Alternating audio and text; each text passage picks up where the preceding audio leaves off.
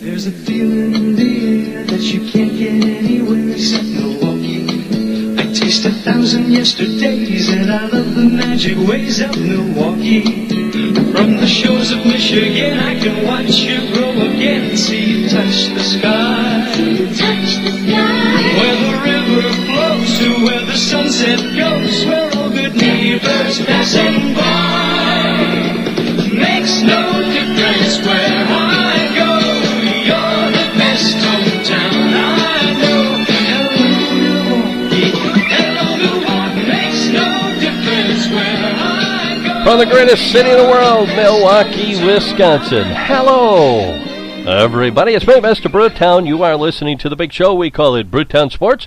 Look for us on Twitter and Facebook. Twitter, it's at Brewtownsports. Facebook is Mr. Brewtown. You can listen to the show at BaseballTalkRadio.com, Spreaker, Podomatic, Player FM, Stitcher, TuneIn, and iTunes.com. Also, we're on the 405media.com, Super Live Talk, and Righteous Podcast. You can email the show at MrBrewtown78 at gmail.com, or you can send us messages on our Twitter and Facebook page.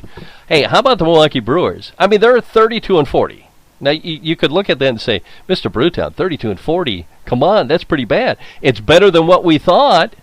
And when you look at where they're at in the standings, they're not that far behind Pittsburgh, who's 34-39, or St. Louis, who's 38-33. So the Brewers have been performing much better than what we thought. Now, there's a guy. If you're not familiar with the Milwaukee Brewers, if you're listening to this show and you're kind of going, okay, who are these guys that he's talking about? There is a guy in the Milwaukee Brewers that I think is truly having what could be an MVP season for the Milwaukee Brewers, and that's Jonathan Villar. This guy has just done everything very well. And yesterday they gave him a day off. Craig Counsell said, listen, we like to give our starters a day off here and there to keep them fresh. Yesterday they gave him off. Now he's played in 69 of the Brewers 71's game, and he has played well, better than what anybody expected him to play. The problem is that somewhere down the line, the Brewers have their number one prospect, Orlando Arcia, is going to be coming up from the minor leagues, and he's going to be made the everyday shortstop. So Jonathan Villar is kind of showing the Brewers and Major League Baseball, hey, I can play at this level. I'm a pretty good little baseball player, so I can play second base, I can play shortstop, I can play third base. That's what the Brewers are going to be able to do. Pay attention to Jonathan Villar. A good little shortstop, and I think he's going to have a nice little career for the Milwaukee Brewers.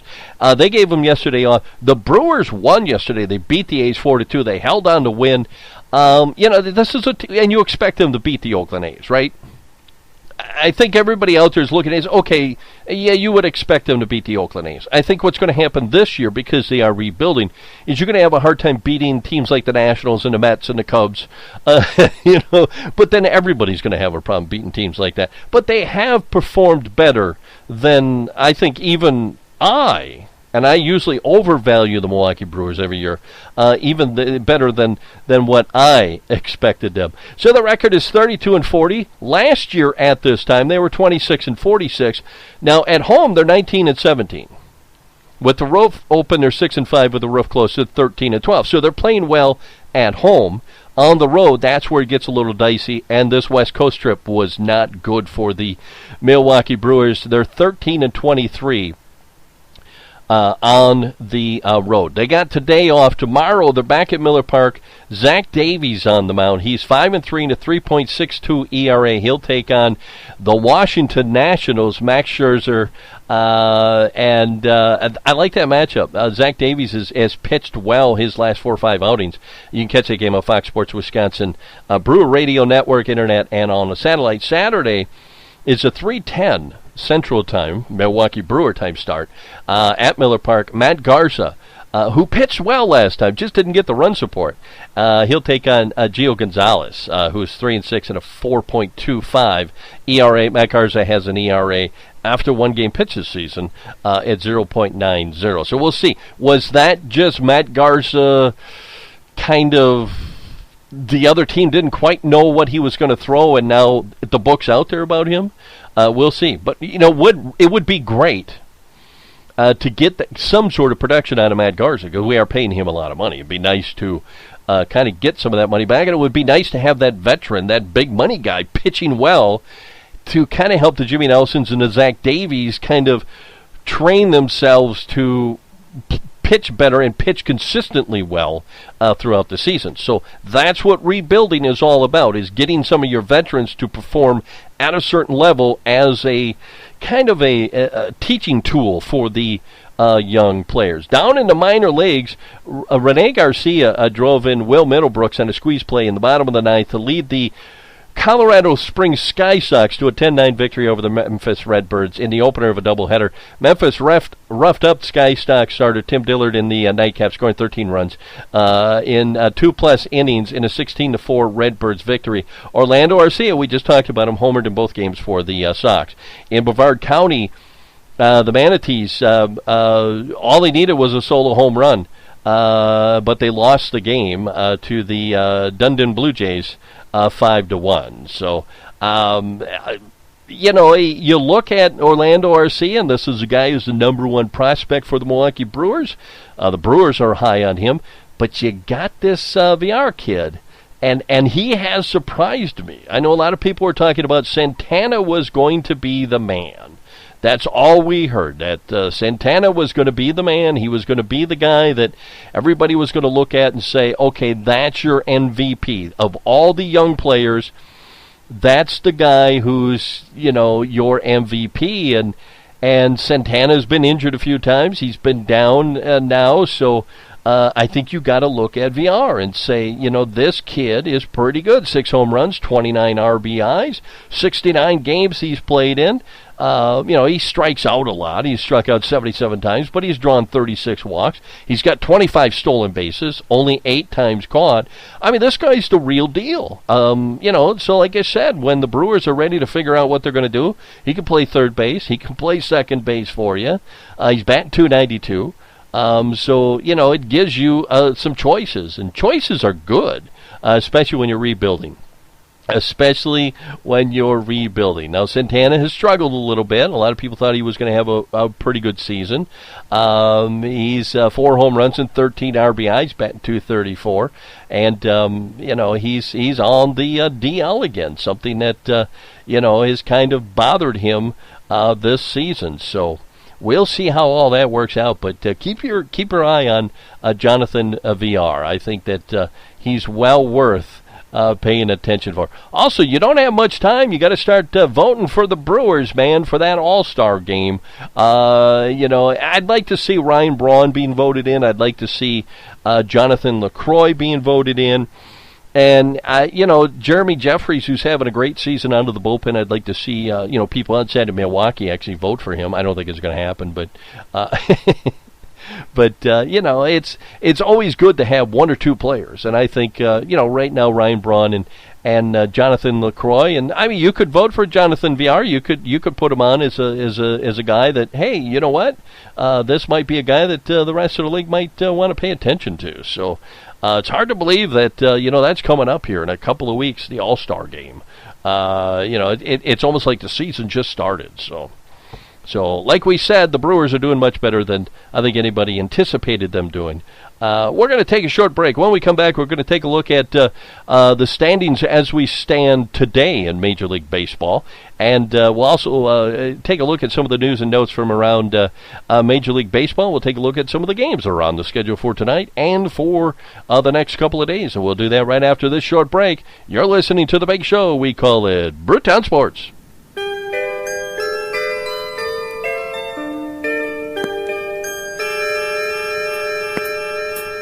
Milwaukee's been a big league town since Aaron came up from the clowns, Spani, Eddie Lou, and Billy Joe. Then the Pilots changed their name, and the Brewers soon became the only name Milwaukee fans were cheering for. I'm talking baseball. Skip Lockwood, Kubiak, Brewer baseball. Colborn, Patton, Auerbach, Slayton, Scott, and Briggs, and Davey May. Harper shares a feat with Hank and Mays, talking baseball, Brewers all the way. Well, Bambi came from Baltimore, the pitchers gave a mighty roar, 22 for Mike 78. Darryl Porter, what a pity, he left for Kansas City. But Charlie was taking care of business at the plate. Talking baseball, Molitor and Yount, Brewer baseball. Thomas hits him out, Gentleman and Bando come to play. Larry Heisel, will he have another day? Talking baseball, the Brewers all the way. When you're talking Brewer baseball, Bob Uecker, Dave and Dell, Robin Well, he's still a kid. In 1980, what Cooper did, an MVP and Cy Young in 1 year. Well, Raleigh did it here.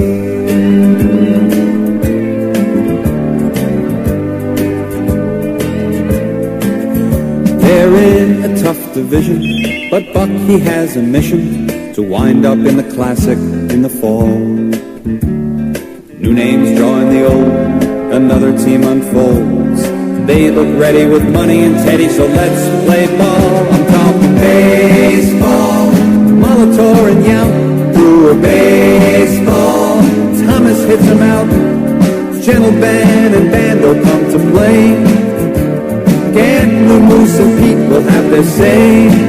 I'm talking baseball, Brewers all the way. Milwaukee baseball, the Brewers all the way. Raleigh, Raleigh, Raleigh, I'm talking baseball. Raleigh, Raleigh, Raleigh. Well, Hank's career started here at home. Raleigh, Raleigh, Raleigh, talking baseball. Milwaukee, Raleigh, Raleigh, Raleigh. Your finger's the name, you saved the game. Raleigh, Hey, welcome back to the big show. We call it Brewtownsports. Look for us on Twitter and Facebook. On Twitter, it's Brewtownsports. On Facebook, it's Mr. Brewtown. You can listen to the show at baseballtalkradio.com, Spreaker, Podomatic, Player FM, Stitcher, TuneIn, and iTunes.com. And you can find us at the 405media.com, Super Live Talk, and Righteous Podcast. You can email the show at mrbrewtown78 at gmail.com.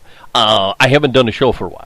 And reason being is I was kind of looking at, I've been doing this show for a number of years now, and certain things that have gone on in the podcast world and the webcasting world, it's becoming tougher and tougher to gain an audience and kind of keep an audience that is a big enough audience that it warrants doing a program, because very few of us that do these programs actually can make money that you can live on off of these programs. So I was kind of looking at kind of taking this program in a different direction, or just starting something completely new, and I've decided to just kind of ride this program out for the season, and we'll do something come the end of the season. I'm looking at a few things that I would like to do with a few people that I think would be fantastic to work with. So we'll keep you updated on that. I just thought I'd throw that out there, and I figured this was a good way, because then my real listeners, the people that listen to the whole show, will know. The people that just listen for the first 7-8 minutes and then tune it out won't know, and that'll be a secret that we'll share between the two of us. Let's take a look at the standings as we stand today. In Major League Baseball, in the American League East, the Baltimore Orioles are still in first place. They're 41-30. They're 2 games up on the Boston Red Sox.